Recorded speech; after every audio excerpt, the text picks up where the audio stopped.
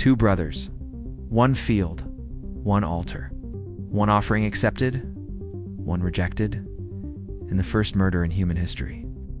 That's how many of us were taught the story of Cain and Abel.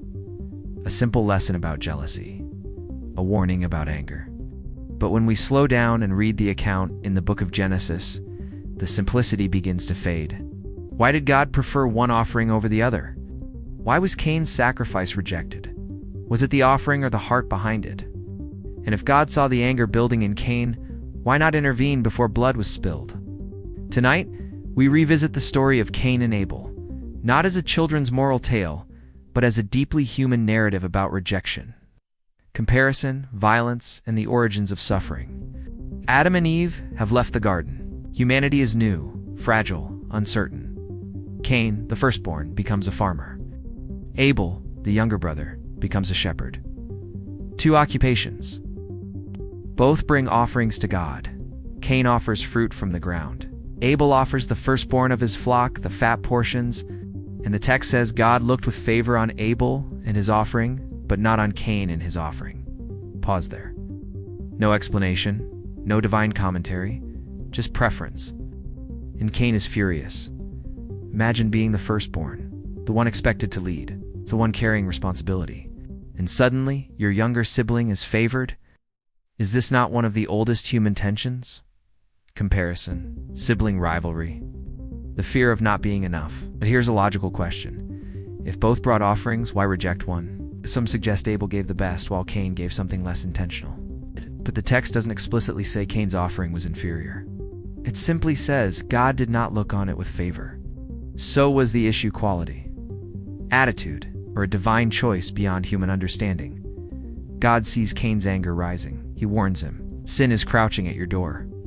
It desires to have you, but you must rule over it. That line is striking. Sin is personified, like a predator waiting. But notice something important. God does not remove Cain's anger. He doesn't force calm. He warns and leaves the choice. Free will is preserved. Here lies the tension. If God knew Cain would kill Abel, why not stop it? Is this the cost of freedom? A world where love is possible must also allow violence. And then it happens. Cain invites Abel into the field, and he kills him. It's the first spilled blood, the first broken family. It's the first grief. Imagine Adam and Eve, who once walked in Eden, now burying a son. Loss enters human history, not through accident, but through violence. And perhaps that's the deeper tragedy. The fall in Eden introduced disobedience, but Cain and Abel introduce human and human harm. And that pattern echoes through history. Wars, conflict, destruction between brothers, tribes, and nations. After the murder, God asks Cain, "Where's your brother Abel?" And Cain responds, "Am I my brother's keeper?" That question still resonates. Are we responsible for one another, or only for ourselves? Cain denies responsibility, but the ground itself cries out. The voice of your brother's blood cries to me from the ground. The earth becomes a witness. Violence leaves a mark, and then comes another twist. Cain is punished, but not executed. Instead, he is marked and sent away, protected from vengeance. Why protect the first murderer? Is this mercy? Justice tempered with restraint? Let's humanize Cain for a moment. What does rejection feel like? What does it feel like to believe you tried and it wasn't enough? Anger, if unaddressed, becomes bitterness.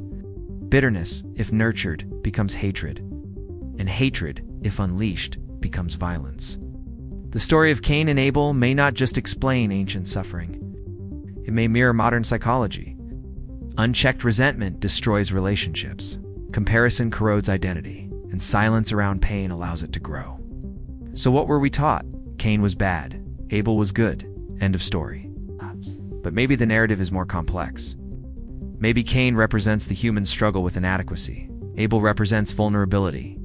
God represents both justice and mercy. And the question, am I my brother's keeper, still confronts us today. In a world filled with conflict, inequality, and suffering, are we responsible for one another? Or do we walk away like Cain? The story of Cain and Abel is not just about the first murder. It's about the birth of human responsibility. Perhaps that's why it still speaks. Because the field where Abel fell is not just ancient soil. It's every place where jealousy turns to violence. It's every moment when anger is left unchecked. It's every time we choose resentment over reconciliation. So I leave you with a few questions. If you were Cain, how would you handle rejection? If you were Abel, how would you respond to rivalry? And if you hear the question, "Where's your brother?" how would you answer?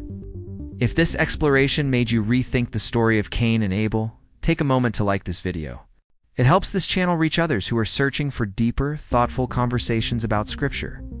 And if you want more documentary-style explorations of biblical stories, ancient mysteries, and the human struggles behind sacred texts, subscribe and turn on notifications, because sometimes the oldest stories are not about ancient brothers, they're about us.